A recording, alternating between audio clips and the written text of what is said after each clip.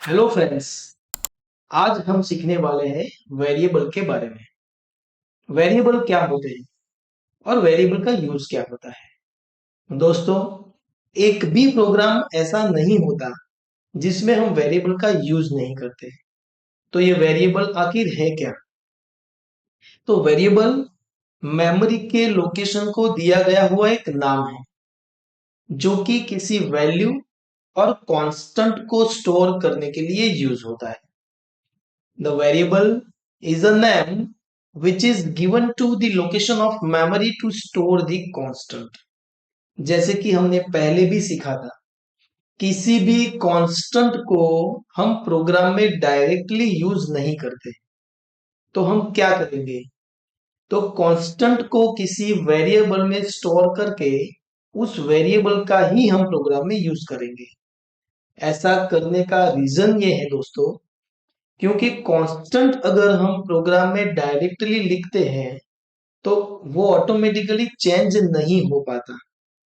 और अगर कांस्टेंट को हमने किसी वेरिएबल में स्टोर कर दिया तो प्रोग्राम में हम कभी भी उसकी वैल्यू को चेंज कर सकते हैं, क्योंकि वेरिएबल में वेरिएशन होता है।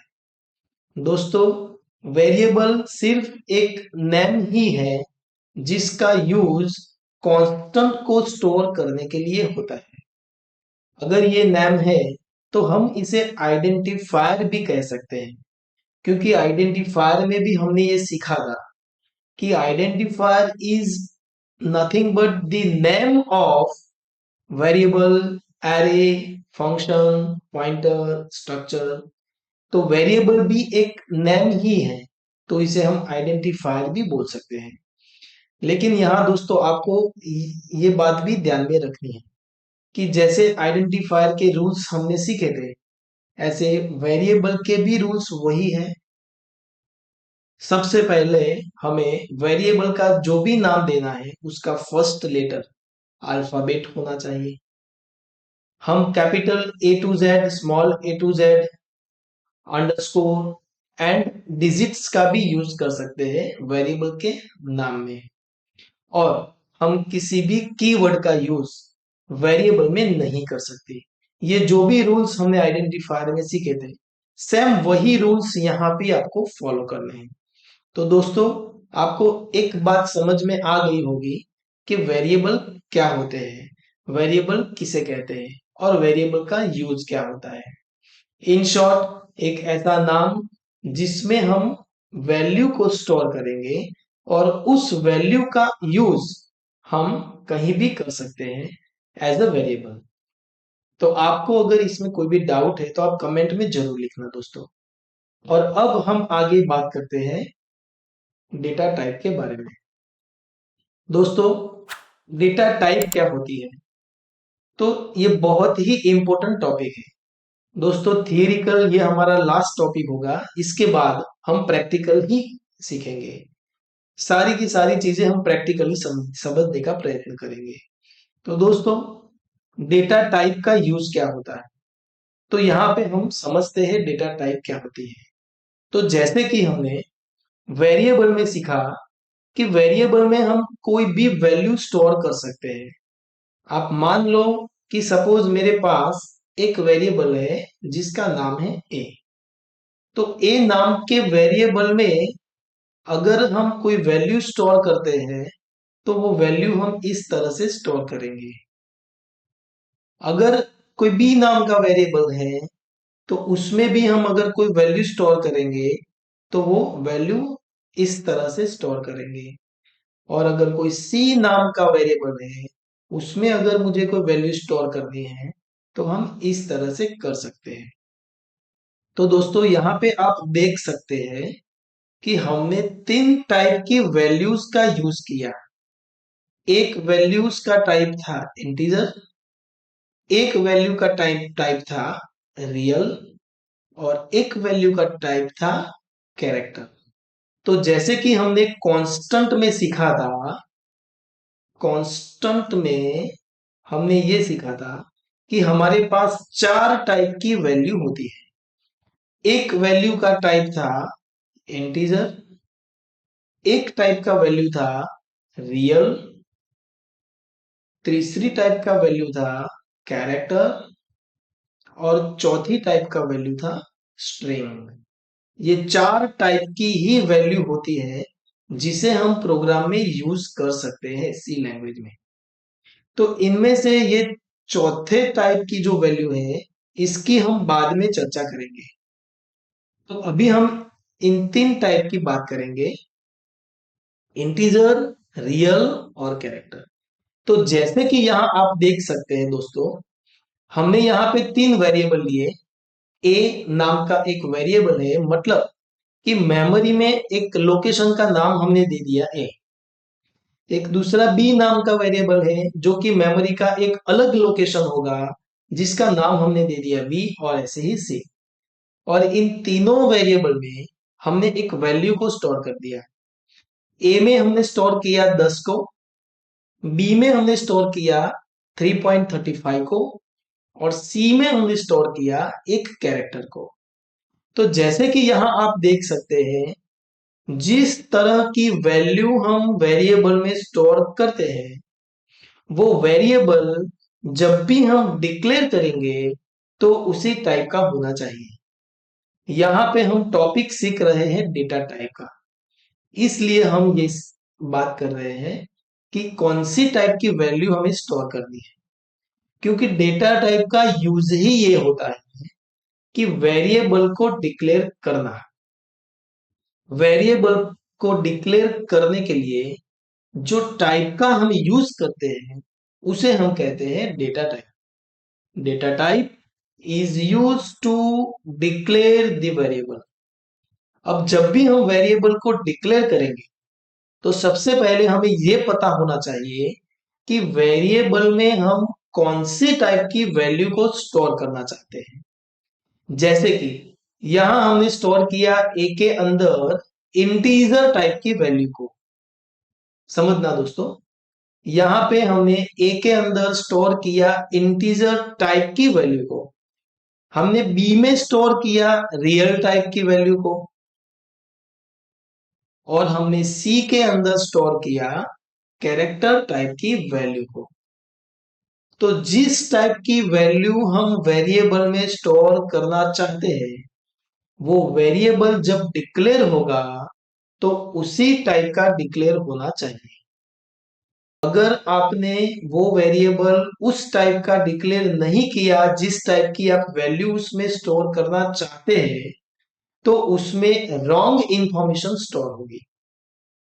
ये हम प्रैक्टिकली आगे बात करेंगे। तो आपको एक बात तो पता चल गई कि वेरिएबल क्या होते हैं और डेटा टाइप क्या होती है। किसी भी वेरिएबल को डिक्लेयर करने के लिए जिस टाइप का यूज होता है उसे हम कहते हैं डेटा टाइप। अब डेटा टाइप तीन टाइप की होती है, यहां पे हमने टाइप लिखे हैं। सबसे पहली होती प्राइमरी डेटा टाइप, दूसरी होती है डिराइव डेटा टाइप, और तीसरी होती है यूजर डिफाइंड डेटा टाइप। हम डिराइव डेटा टाइप और यूजर डिफाइंड डेटा टाइप की बाद में बात करेंगे। आज हम सीखने वाले हैं प्राइमरी डेटा टाइप। तो दोस्तों आइए हम इसकी बात करते हैं कि प्राइमरी डेटा टाइप किसे कहते हैं। तो जैसे कि यहां आप देख सकते हैं, प्राइमरी डेटा टाइप में तीन टाइप की मेन डेटा टाइप होती है। एक इंटीजर, दूसरी फ्लोट, और तीसरी कैरेक्टर।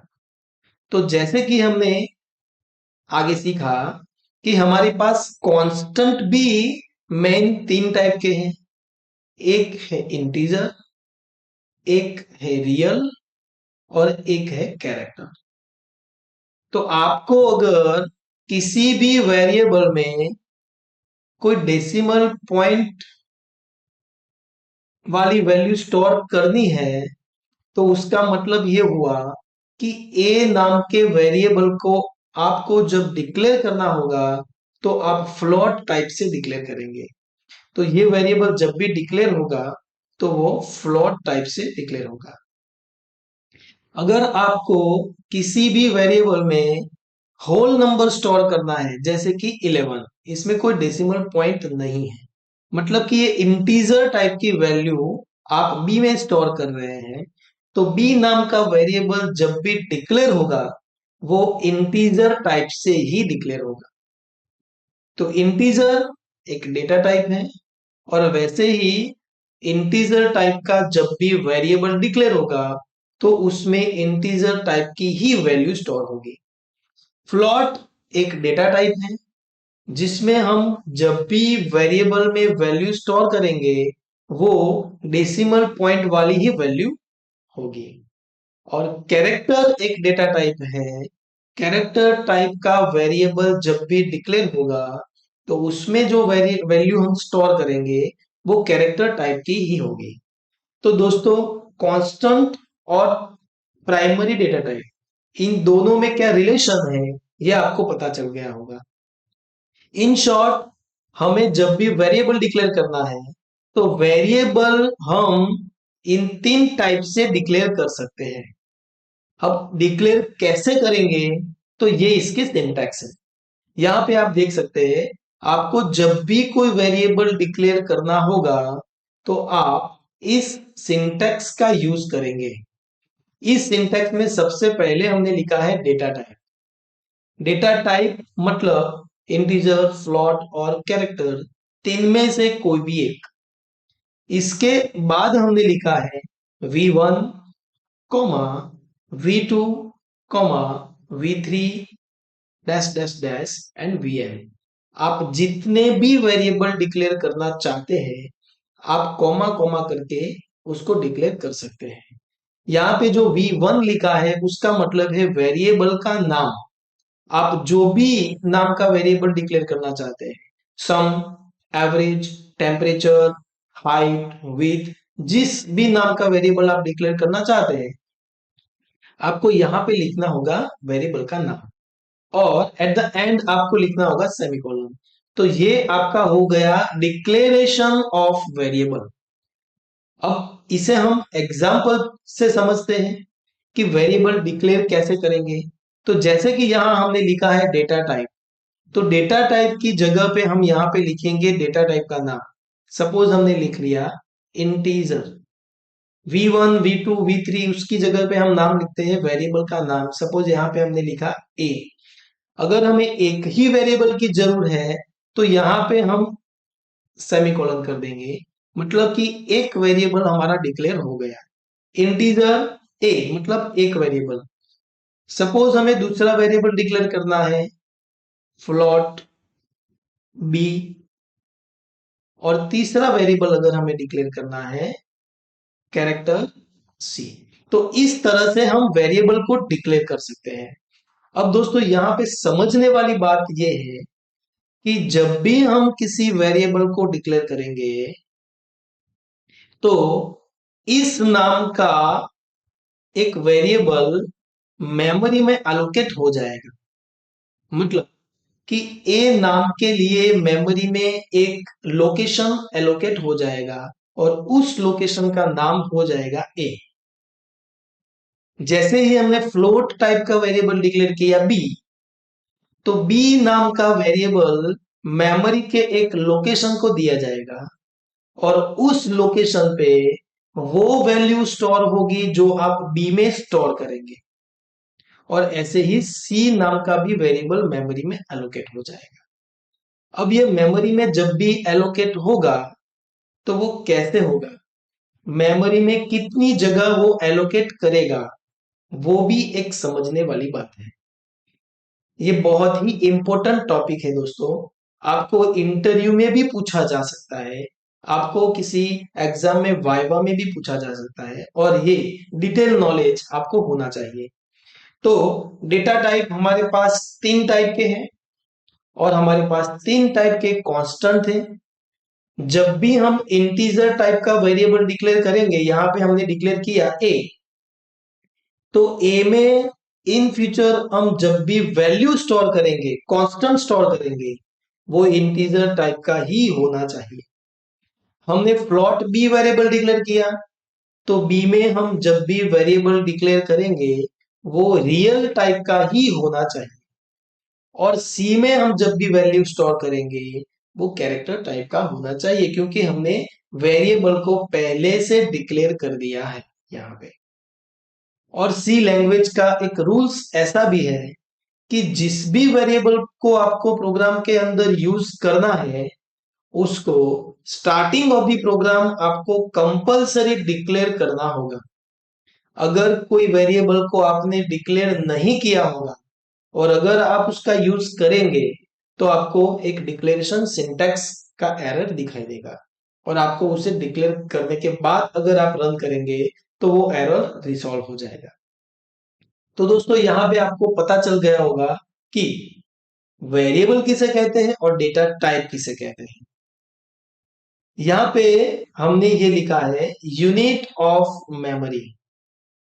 जब भी हम किसी वेरिएबल को डिक्लेयर करते हैं, integer a, float B, character सी, तो हमने जैसे कि बात की, मेमोरी में एक लोकेशन एलोकेट हो जाता है इन वेरिएबल के लिए, लेकिन वो कितनी मेमोरी एलोकेट करेगा वो उसकी टाइप पे आधारित है। मतलब जिस टाइप का वेरिएबल हम डिक्लेयर करेंगे, उसके अकॉर्डिंग मेमोरी में उसका लोकेशन और मेमोरी एलोकेट करेगा। तो यहाँ पे कितनी मेमोरी एलोकेट करेगा, उससे पहले हमें ये पता होना चाहिए कि मेमोरी के यूनिट कौन कौन से होते हैं। हमारी जो मेमोरी होती है वो बॉक्स की बनी हुई होती है, उसमें छोटे छोटे बॉक्स होते हैं। कैसे? सपोज यहाँ पे हमने लिखा 8 bits is equal to 1 byte. अब ये बिट क्या होते हैं? तो बिट का मतलब होता है बाइनरी डिजिट्स। जैसे कि सपोज हम यहाँ पे लिखते हैं 1 0 1 0 0 1 0, ये बिट्स है, ये एक बिट से ये दूसरा बिट, ऐसे ही 8 बिट इकट्ठे होके एक बाइट बनता है। ऐसे 1024 बाइट्स मतलब कि 1 किलोबाइट्स होता है। ऐसे ही 1024 kilobyte is equal to 1 megabyte होता है। और ऐसे ही 1024 megabytes is equal to 1 GB, and 1024 GB is equal to 1 TB। So these are the units of the memory. अब जब भी हम मेमोरी एलोकेट करेंगे, किसी वेरिएबल को डिक्लेयर करेंगे, तो कितनी मेमोरी एलोकेट होगी, तो हम इसकी बात करते हैं आगे। सबसे पहले हम बात करते हैं इंटीजर डेटा टाइप की। अब इंटीजर डेटा टाइप होती क्या है? तो सबसे पहले तो जब भी हम एडिटर के अंदर आईएनटी लिखते हैं, तो वो एक कीवर्ड है। ये बात आपको ध्यान में रखनी चाहिए। जैसे कि हमने सीखा था कीवर्ड क्या होते हैं? Fix meaning word. The meaning of that word can not be change by the user. हम उसका मीनिंग चेंज नहीं कर सकते। तो आईएनटी एक कीवर्ड है, जो कि हमारा पहला कीवर्ड है, हम यूज करने जा रहे हैं।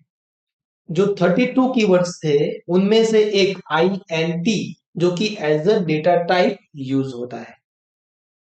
It is the keyword, it is use to declare the integer type of variable. जब भी प्रोग्राम में हम किसी वेरिएबल का यूज किसी इंटीजर टाइप की वैल्यू को स्टोर करने के लिए करना चाहते हैं, तो हमें वो वेरिएबल आईएनटी टाइप से डिक्लेयर करना होगा। After declaring the integer type of variable, we can store only integer type of constant in this variable. जैसे कि यहां मैंने एग्जांपल लिखा है आईएनटी A, B, C। हमने 3 वेरिएबल डिक्लेयर किए। तो तीनों वेरिएबल हम इस तरह से भी डिक्लेयर कर सकते हैं, दोनों का मीनिंग सेम होता है। ये एक लाइन में हम लिखते हैं और इसे हम अलग अलग लाइन में लिखते हैं। इंटीजर ए सेमीकोलन, ये एक स्टेटमेंट हुआ। इंटीजर बी, इंटीजर सी, हमने 3 लाइन में 3 स्टेटमेंट लिए। तो in this example INT is a data type and A, B, C are the name of the variable। आगे हम इसकी बात करते हैं दोस्तों। अब इंटीजर में अगर हम डिटेल में चर्चा करें तो इंटीजर एक ऐसी डेटा टाइप है जो हमें दो फीचर्स प्रोवाइड करते हैं। एक फीचर से साइज और दूसरा फीचर से रेंज। जब भी हम इंटीजर टाइप का कोई वेरिएबल डिक्लेयर करेंगे तो मेमोरी में एक जगह एलोकेट होगी और वो जो मेमोरी एलोकेट होगी वो 2 बाइट की होगी। अगर हमारा मशीन 32 बिट मशीन है तो अगर 32 बिट मशीन है तो 2 बाइट मेमोरी इंटीजर टाइप का वेरिएबल एलोकेट करेगा। अगर आपका मशीन 64 बिट है तो वो 4 बाइट मेमोरी एलोकेट करेगा। इंटीजर डेटा टाइप कितनी मेमोरी में मेमोरी एलोकेट करेगा, तो इंटीजर टाइप का वेरिएबल 2 बाइट की मेमोरी एलोकेट करेगा। तो साइज के बारे में आपको पता चल गया दोस्तों, साइज किसे कहते हैं। और दूसरा होता है रेंज।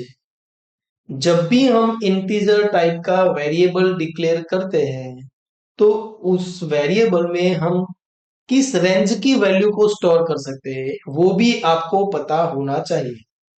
अगर आपने रेंज के बाहर की वैल्यू स्टोर की तो प्रोग्राम के अंदर आपको कोई एरर नहीं दिखाई देगा सिंटैक्टिकल, लेकिन वो एक लॉजिकल एरर आपको दिखाई देगा और उसमें आपका आंसर गलत आएगा। तो आप ऐसी एरर को ढूंढ नहीं पाएंगे अगर आपको ये रूल्स पता नहीं है तो रेंज का मतलब क्या होता है दोस्तों, इंटीजर टाइप का एक वेरिएबल उसमें जो भी वैल्यू हम स्टोर करेंगे इसकी ये रेंज होगी।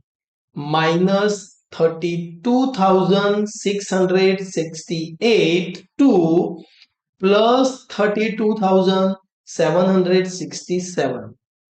मतलब कि एग्जाम्पल से हम समझते हैं, इंटीजर ए हमने वेरिएबल डिक्लेयर किया। अब ए नाम का वेरिएबल मेमोरी में एलोकेट हो गया, 2 बाइट उसके लिए एलोकेट हो गए। तो जब भी ए के अंदर हम वैल्यू स्टोर करेंगे तो वो इस रेंज की होनी चाहिए। जैसे कि यहां हमने लिखा है a is equal to 32,769, it is out of range. मतलब कि ये वैल्यू रेंज के बाहर की है तो हम यहाँ पे स्टोर नहीं कर सकते a में, तो it will be gives us the logical error, मतलब कि हमारा आंसर गलत बताएगा। तो दोस्तों आपको ये पता चल गया कि साइज और रेंज क्या होती है। एक दूसरे एग्जांपल से हम समझते हैं, हमने वेरिएबल डिक्लेयर किया है इंटीजर और उसमें हम वैल्यू स्टोर करते हैं real. a is equal to 2.34, so a is an integer type of variable, so it will not store the real value, so the fractional part will be truncated and value 2 will be stored into the a। मतलब कि point के बाद की जो value है वो truncate हो जाएगी और ए में जो वैल्यू स्टोर होगी वो होगी 2। क्लियर दोस्तों? That means the integer type of variable is capable of storing the integer constant only। तो यहां पे अगर आपको कोई डाउट है तो आप प्लीज कमेंट में जरूर लिखिए दोस्तों। तो ये बात हुई इंटीजर डेटा टाइप की। आगे हम बात करते हैं फ्लोट की। जैसे कि 3 प्राइमरी डेटा टाइप है, इंटीजर, फ्लोट एंड कैरेक्टर। तो सबसे पहले हमने सीखा इंटीजर, अब हम बात करते हैं फ्लोट की। तो फ्लोट भी एक कीवर्ड ही है, जो 32 कीवर्ड थे उसमें से एक फ्लोट कीवर्ड है। It is use to declare float type of variable. After declaring the float type of variable, we can store only real type of constant in this type of variable। जब भी हम float type का variable declare करेंगे उसमें जो value store करेंगे वो real type की होनी चाहिए। जैसे कि यहां पे हमने फ्लोट टाइप के 3 वेरिएबल डिक्लेयर किए ए बी सी, तो इसके लिए मेमोरी एलोकेट हो जाएगी। कितनी मेमोरी एलोकेट होगी वो हम आगे बात करेंगे। और इसी स्टेटमेंट को हम ऐसे भी लिख सकते हैं, फ्लोट ए बी सी, यहाँ पे सिंगल लाइन है, यहाँ पे 3 लाइन है, बस इतना ही डिफरेंस है इन दोनों स्टेटमेंट में। अब इसके फीचर्स की बात करते हैं। जब भी हम फ्लोट टाइप का कोई वेरिएबल डिक्लेयर करेंगे तो उसके भी दो फीचर्स है, साइज और रेंज। साइज का मतलब है फ्लोट टाइप का एक वेरिएबल मेमोरी में कितनी जगह एलोकेट करेगा। तो आपको याद रखना है दोस्तों, अगर आपका मशीन 32 बिट का है तो फ्लोट टाइप का एक वेरिएबल मेमोरी में 4 बाइट की जगह एलोकेट करेगा। और अगर आपका मशीन 64 बिट का है तो 8 बाइट एलोकेट करेगा मेमोरी में। मतलब कि एक 8 बाइट्स का जो ब्लॉक होगा वो एलोकेट हो जाएगा उस वेरिएबल के लिए। तो ये बात हुई साइज की। अब ऐसे ही हम रेंज की भी बात करते हैं। रेंज का मतलब क्या होता है दोस्तों, फ्लोट टाइप का एक वेरिएबल, उसमें हम जो भी वैल्यू स्टोर करेंगे वो किस रेंज के बीच में होनी चाहिए। तो यहाँ पे रेंज दिया हुआ है 3.4 ई -38 टू 3.4 ई +38। ये हमने जब रियल कांस्टेंट पढ़ा था तब हमने सीखा था मैंटिसा ई एक्सपोनेंट पार्ट। तो इसका मतलब क्या हुआ दोस्तों कि जब भी एक्सपोनेंट पार्ट नेगेटिव होता है तो उसका मैंटिसा पार्ट से जो रिलेशन होता है वो डिवाइडेशन का होता है। और e -38 का मतलब हुआ 10⁻38। इसका जो भी आंसर आएगा 10 के बाद 370, इतनी बड़ी वैल्यू होगी तो वो कैलकुलेशन होगा, उसकी रेंज होगी 3.4 डिवाइड बाय ऐसे 370। तो आप देख सकते हैं ये वैल्यू कितनी छोटी है, 0.000000034। और वहां से लेकर वो रेंज कहां तक होगा, तो 3.4 इंटू E +38 का मतलब हुआ 10⁻38, लेकिन इसका रिलेशन होगा मल्टीप्लिकेशन। तो इसको अगर हम इससे मल्टीप्लाई करेंगे तो ये वैल्यू कितनी होगी आप देख सकते हैं। तो आपको पता चल गया दोस्तों इसकी कितनी बड़ी रेंज है। ये रेंज है हमारी फ्लोट टाइप के वेरिएबल की। एग्जाम्पल से हम समझते हैं, फ्लोट ए, तो यहां पे हमने स्टोर किया a = 34। हम ये कर सकते हैं, it is a valid value. Float A यहां पे हमने स्टोर किया 2, तो 2 इंटीजर टाइप की वैल्यू है, तो ऑटोमेटिकली इसके बाद में 2.00 वो रख देगा क्योंकि ये फ्लोट टाइप का वेरिएबल है। तो it is capable of storing the float और real type of value only. आगे हम बात करते हैं कैरेक्टर टाइप की। कैरेक्टर की बात हमने आगे भी की थी। कैरेक्टर भी एक कीवर्ड ही है, जिस कीवर्ड का यूज हम एज अ डेटा टाइप करते हैं। कैरेक्टर टाइप का कोई भी वेरिएबल डिक्लेयर होगा तो उसमें हम सिंगल कैरेक्टर को स्टोर कर सकते हैं।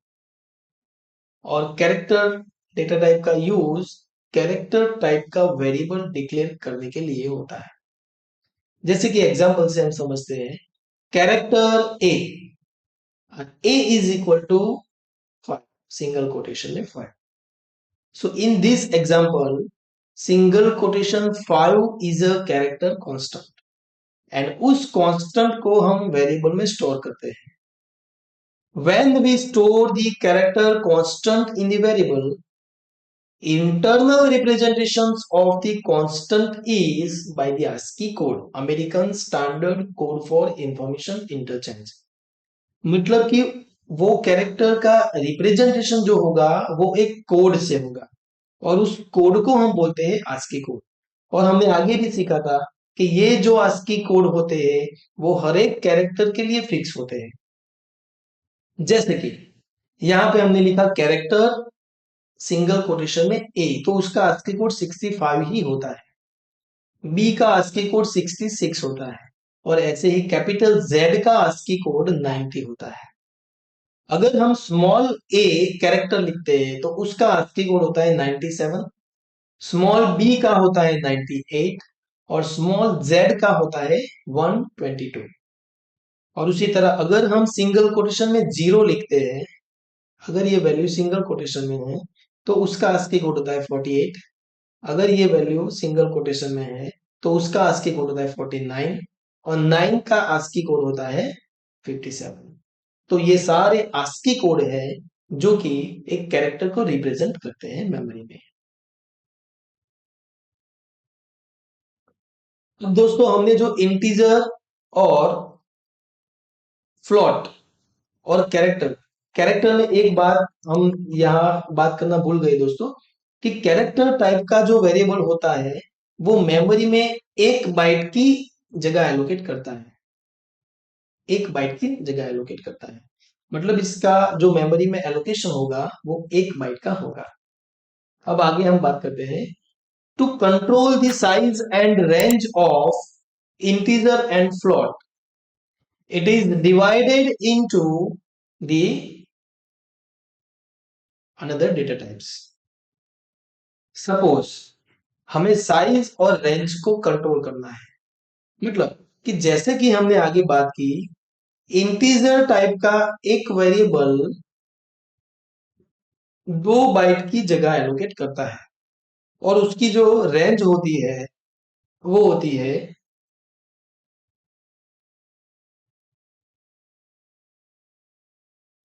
ये उसकी रेंज होती है। अगर हमें 2 की जगह एक ही बाइट एलोकेट करना है और उसकी रेंज मुझे इतनी ज्यादा नहीं रखनी है, मुझे कम रेंज रखनी है, तो भी हम रख सकते हैं। तो इसके लिए आपको इंटीजर डेटा टाइप को 3 पार्ट्स में डिवाइड करना होगा। अगर आपको इंटीजर टाइप का यूज करना है और उसकी साइज और रेंज को घटाना है या बढ़ाना है तो उसके लिए हम ये 3 टाइप में उसको डिवाइड कर सकते हैं। सबसे पहले है शॉर्ट इंटीजर, दूसरा है इंटीजर जो कि हमने आगे सीखा, और तीसरा है लॉन्ग इंटीजर।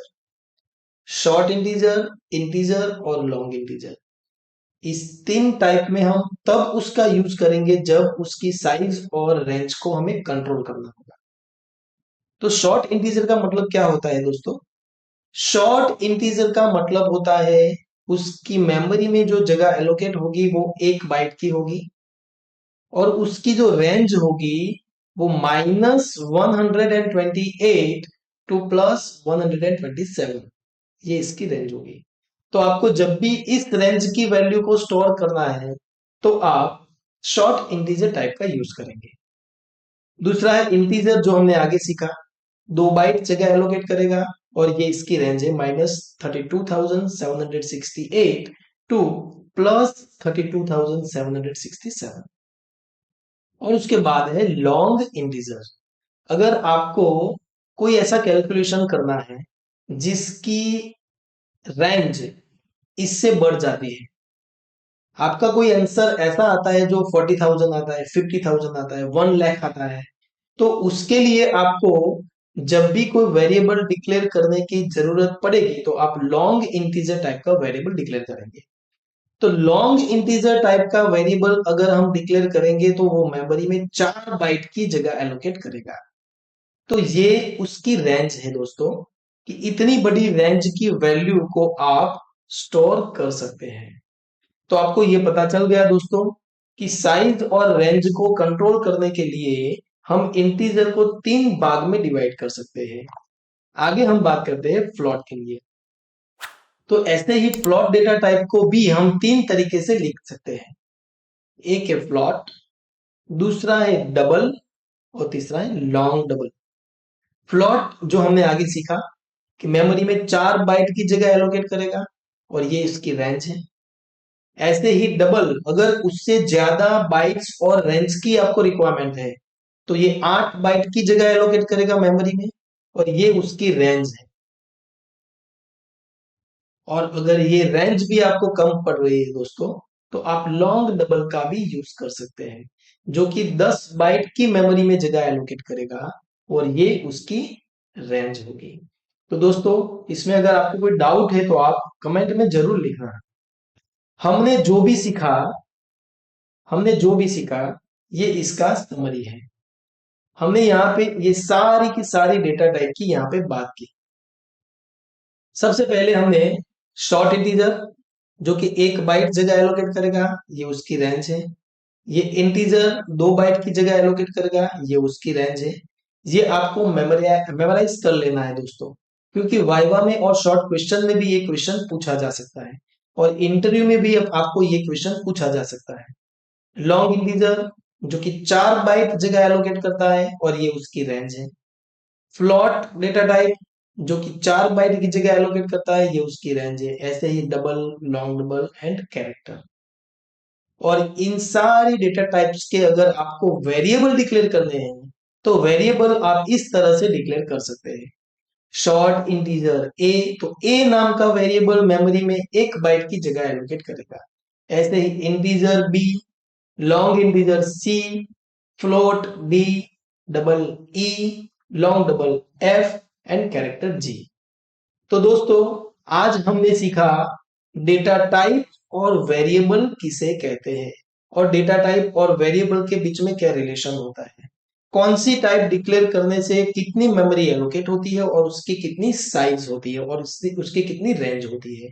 दोस्तों, आपको अगर पूरे लेक्चर में कहीं भी कोई डाउट है तो प्लीज प्लीज आप जरूर कमेंट में लिखें, मैं उस पे वीडियो बनाऊंगा दोस्तों।